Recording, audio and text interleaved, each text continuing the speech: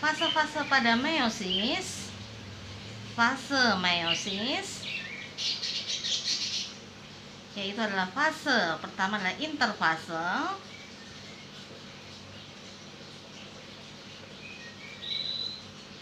kemudian fase profase pertama,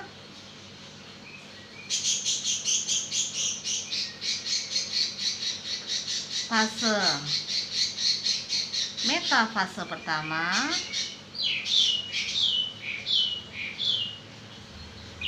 fase anafase pertama,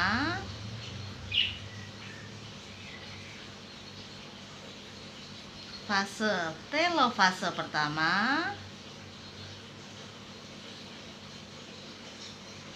dan fase sitokinesis. Fase sitokinesis atau pembelahan sel. Ini sel akan membelah menjadi dua, nak, ya, sama seperti pembelahan meiosis.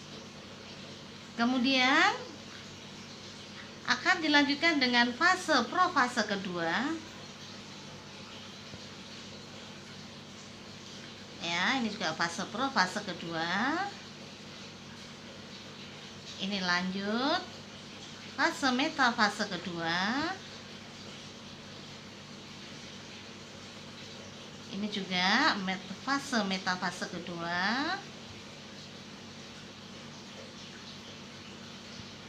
Lanjut anafase kedua.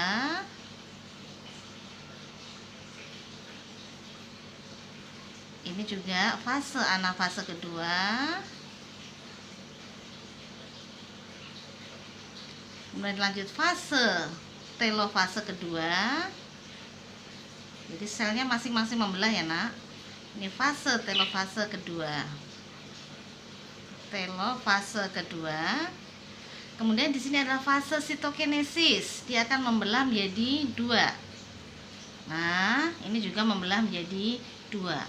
Jadi nanti dihasilkan 4 sel anak. Ini yang disebut dengan fase sitokinesis kedua.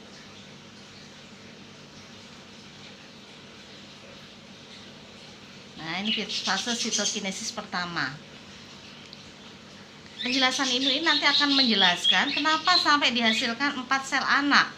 Ya, nanti dihasilkan 4 sel anak. 1, 2, 3, 4. Kalau mitosis kan 2 sel anak.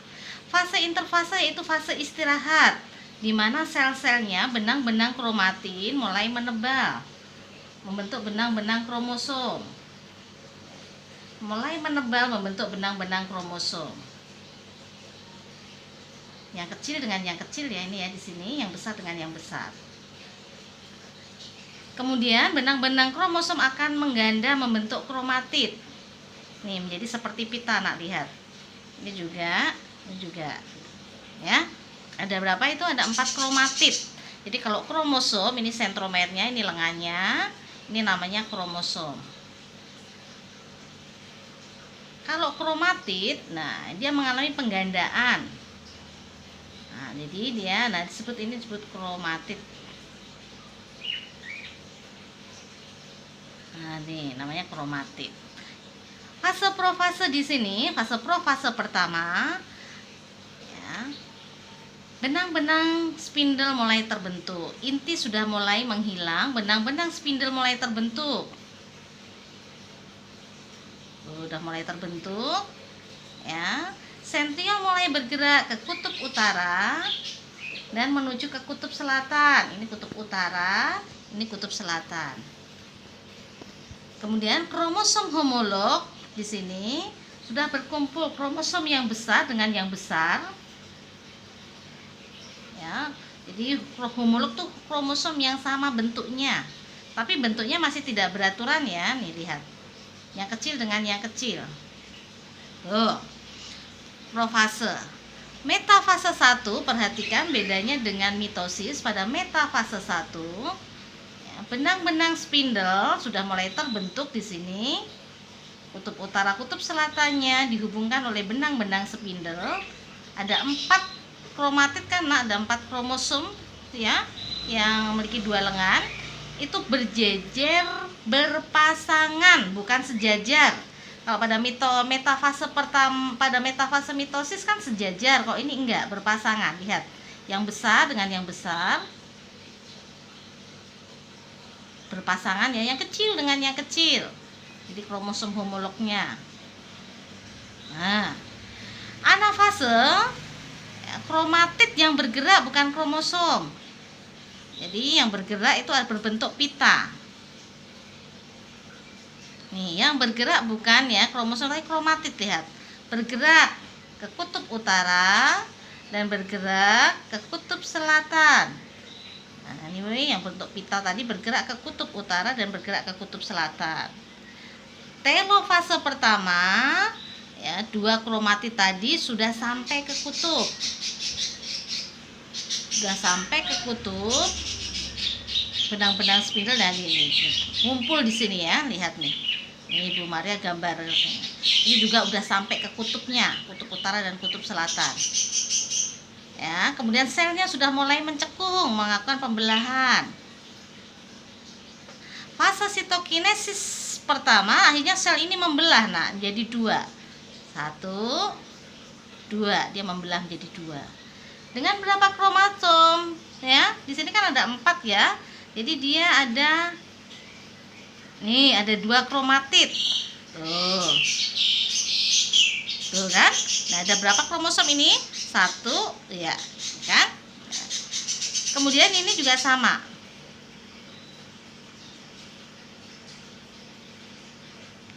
Nah, kalau di sini kan ada 4, ini tinggal 2. Ya, tinggal 2. Kemudian metafase kedua. Lihat. Benang-benang spindel. Ini kan sudah mulai ya, benang-benang spindelnya bentuknya tidak beraturan kalau pada profase. Nih, dia masih tidak beraturan. Nah, ini baru berjejer sejajar, lihat nih. Ya, jadi dia pitanya ini berjejer sejajar kromatidnya. Nah, ini metafase kedua. Ada 2 sel kan hasil pembelahan dari yang pertama tadi. Dia ikut membelah juga nanti. Mengalami proses juga nih, dia berjejer sejajar. Kromatid berjejer sejajar. Beda kan dengan metafase pertama?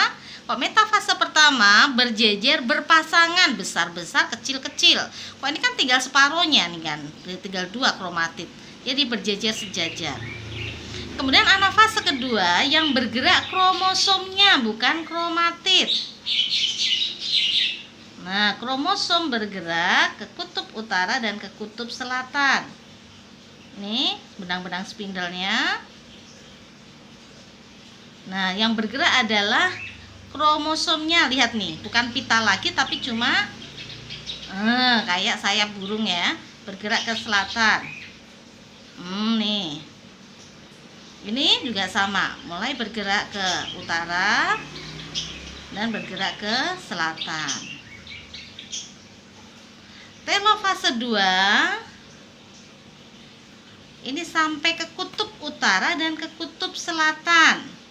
2 kromosom tadi sudah sampai ke kutub utara dan kutub selatan. 1, 2. 1, 2. Ini juga sama, ya. 1, 2, 1, 2. Ya, 2. Kemudian selnya udah mulai mencekung. Ini juga selnya udah mulai mencekung. Sehingga dihasilkan 2 sel anak. Ya, masing-masing ini 2 sel anak yang telofase kedua pertama, telofase kedua dihasilkan 2 sel anak juga, sehingga dihasilkan 4 sel anak. Dengan berapa jumlah kromosomnya tadi? 2. Tuh, 2. Ini juga 2. Ini 2. Nah, dihasilkan. Pada interfase ini sel induknya di sini tadi, sel induknya itu ada 4 sel kromosom. Ada 4. 1, 2, 3, 4. Nah, ini sel induknya. Sel induk. Ya, ya. Kemudian kan dia mengalami duplikasi di interfase. Nah, hasil anakannya separuh dari kromosom sel induk. Sel induk ini ada 4 kan? Tuh, 1, 2, 3, 4. Nah, hasil anakannya ini ada sel anak, ada 4 sel anak dengan 2 kromosom. Demikian penjelasan meiosis dari Bu Maria. Kalau kalian belum jelas nanti bisa ditanyakan lewat WA.